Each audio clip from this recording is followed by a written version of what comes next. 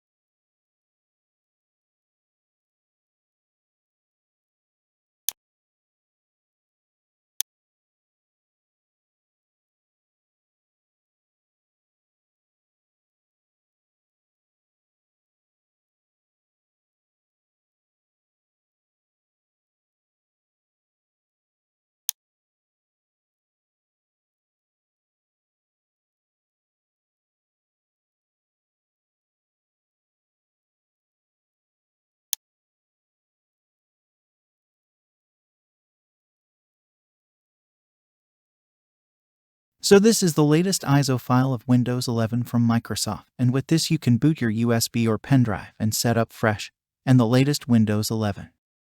If you do not know the correct booting process with USB and hard disk or SSD storage type, then simply follow the YouTube videos from the description. Let us know your feelings on the comment box. Goodbye.